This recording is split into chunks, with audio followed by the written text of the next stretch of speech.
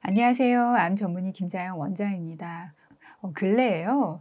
암세포가 또 지방을 에너지원으로 사용한다. 이런 연구 결과들이 또 나오면서 우리 환자분들이 더 많이 시름에 빠지셨습니다. 지금 내가 이제 들기름 한 숟갈 먹는 것도 이제 먹으면 안 되는가 이제 고민이 많아지셨거든요. 그래서 오늘 제가 아무래도 좀 중심을 잡고 가셔야 되잖아요. 음식의 전략을 세우는 데 있어서. 그래서 우리가 먹는 음식이 우리의 암세포를 어떻게 성장시킬 수 있는지 그 원리에 대해서, 그 의학적 원리에 대해서 한번 짚어보고 그 결과를 보고 우리가 종합적으로 그럼 우리가 어떻게 어떤 자세로 식단을 짜는 게 맞는 건지 그 이야기를 좀 나눠보려고 합니다. 그래서 오늘은 내용도 좀 길고 의학적인 용어도 좀 나올 예정입니다. 자, 우리가 먹는 음식, 이것들이 우리의 암세포, 이거를 왜 성장시킬 수 있는가, 이거를 이해하려면요. 이 암세포가 성장하는 시그널에 있어서 너무도 중요한 세포 내 셀 시그널링 인자들을 이해하는 게 필요해요. 그래서 이거를 이해할 때 우리가 꼭 알아야 되는 의학 용어들이 몇 가지가 있어요. 그게 뭐냐면, 우리의 세포들은 신호를 받고 순차적으로 스위치가 켜지듯이 움직여집니다. 그 예를 들어서요. 1번 스위치가 켜져야지 2번 스위치가 순차적으로 켜지고 그 다음 2번 스위치가 켜져야지 3번 스위치가 켜지면서 최종적으로 세포 너 성장해야 돼 라는 이런 신호가 가는 거거든요. 그래서 이런 신호 체계, 이 시그널에서 너무도 중요한 게 PI3K, 그 다음에 AKT, 그 다음 mTOR라는 인자입니다. 자, 이게 순차적으로 켜지는 스위치예요. 자, 이게 무슨 말이냐면요. 우리 세포 내에서요. PI3K라는 단백 물질이 있어요. 자, 이게 풀 네임은 포스파티딜 이노시톨 3 카이네이즈라는 물질인데, 단백 물질인데, 이 물질이 활성화되면 그 다음 물질인 AKT. 자, AKT라는 거는 타이로신 카이네이즈 B라는 단백 물질이거든요. 이 물질의 스위치를 켜줍니다. 그러니까 이 물질을 활성화시켜줘요. 그럼 이 활성화된 이 물질이 그 다음 mTOR라는 물질, 이 물질을 활성화시켜요.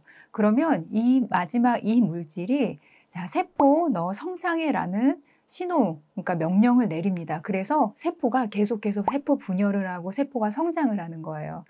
그런데 암세포는 자, 이 시그널이 대부분 계속해서 과하게 활성화되어 있는 경우들이 많아요. 정상세포들은 이 신호가 켜질 때도 있고 꺼질 때도 있기 때문에 성장할 때도 있고 성장하지 않고 멈추고 죽을 때도 있는 건데, 이 암세포는 이 시그널이 자꾸만 계속해서 켜져서 암세포가 성장을 하는 거거든요. 그래서 이 세포 성장에 있어서, 암세포 성장에 있어서 너무 중요한 게 이 첫 번째 단추인 첫 번째 시그널이 이 PI3K라는 이 단백 물질을 맨 처음 스위치를 켤 수 있게 해주는 그 인자가 사실 굉장히 중요한데, 이 인자를 활성화시키는데 우리가 먹는 음식들이 대부분 다 작용을 합니다. 그래서 제가 순차적으로 한 번씩 예를 들어서 알려드릴게요. 자, 여러분들이 만약에 단백질을 드시잖아요. 그러면 단백질은 우리 몸에서 최종 분해산물이 아미노산이잖아요. 이 아미노산이 양이 우리 몸에 많아지면 직접적으로 이게 이 세포 내에 있는 PI3K 스위치를 켜줍니다. 그러니까 이거를 활성화시키니까 순차적으로 암세포는 성장을 하겠죠. 자, 그리고 이 단백질 드시면요. 아미노산뿐만이 아니라 우리 몸은 단백질을 먹으면 성장을 해야 된다는 신호 때문에 우리 몸에서 자연스럽게 성장 호르몬이 나와요. 그러면 이 성장 호르몬 자체가 또 다시 이 PI3K라는 이 물질을 활성화시키는 스위치를 켜주는 역할을 해줍니다.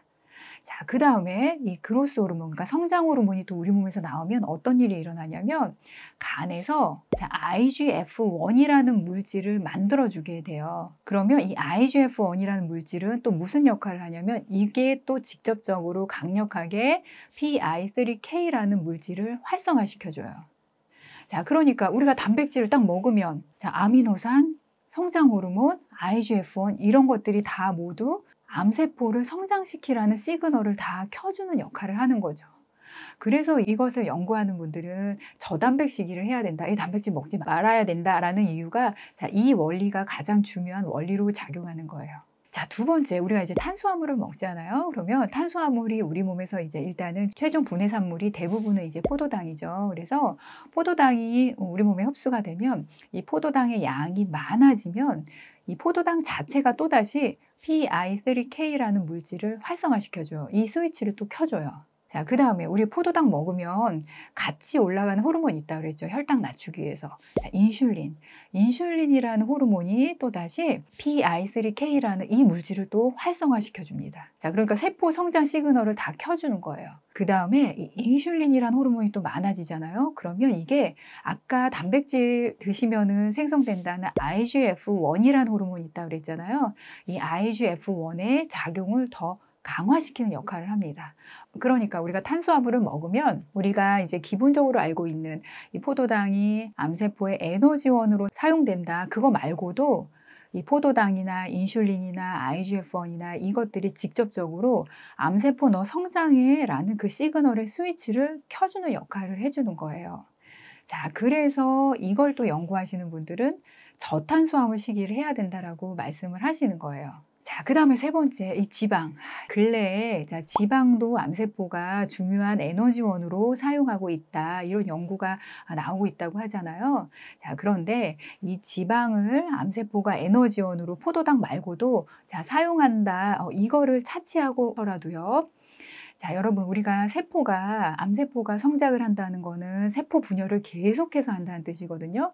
자, 하나의 세포가 2개가 되고 4개가 되고 8개가 되고 계속해서 쉴 새 없이 성장을 하는 게 암세포의 성질인데, 자, 암세포가 새로 만들어질 때 세포막, 그러니까 우리 집으로 얘기하자면은 집의 외관 구조를 이루는 이 콘크리트 벽돌, 이게 다 지방이에요. 자, 그러기 때문에 암세포가 성장을 하는 데 있어서 세포막을 당연히 만들어야 되잖아요. 그래서 이 지방이라는 거는 암세포 성장에 있어서 필수 불가결한 물질입니다. 자, 그러면은 이걸 토대로 한다면은 암 환자분들은 암세포 성장을 막으려면 저지방식이를 해야겠죠. 자, 제가 지금 단백질, 탄수화물, 지방 이 세 가지가 어떻게 우리가 음식을 먹으면 암세포를 성장하는 시그널을 켜는지 지금 말씀드렸잖아요. 자, 그런데 제가 지금 보여준 이 PI3K, AKT, mTOR라는 이 물질, 자, 이것들은요, 저는 아주 단순하게 여러분들한테 지금 보여드리는 거고, 실제로는 자, 지금 보여주는 사진처럼요, 이 세 가지 물질은 훨씬 더 많은 우리 몸의 여러 가지 인자에 의해서 다시 스위치가 켜지고 꺼지는 그런 조절을 받게 됩니다. 그러니까 우리 몸은 생태계라고 보셔야 돼요. 어떤 거 하나에 의해서 움직여지는 게 아니라 너무도 복잡하게 우리가 지금 다 밝혀내지도 못했어요. 그런 여러 가지 인자에 의해서 이 스위치가 켜지고 꺼지는 거예요. 예를 들면은 사실은 우리가 운동을 하잖아요. 그러면 운동을 하는 것만으로도 PI3K 인자가 스위치가 켜집니다. 그러니까 어떤 분들 중에는 운동하지 말라고 하는 분들이 있잖아요. 암 환자분들. 그건 이 이유 때문이에요. 자, 그리고 여러분 스트레스가 많아지잖아요. 그러면 스트레스가 많아지면 다시 이 PI3K라는 이 인자를 또 활성화시켜요. 그러니까 암세포가 성장하게 되죠. 자, 그러기 때문에 암세포를 성장하는 시그널은 너무도 여러 가지 인자에 의해서 암세포는 성장하게 되는데, 자, 이론 하나하나, 그냥 가지 하나하나에만 따르면은 여러분, 우리는 단백질도 먹으면 안 되고 탄수화물도 먹으면 안 되고 지방도 먹으면 안 된다는 결론에 이르게 되죠.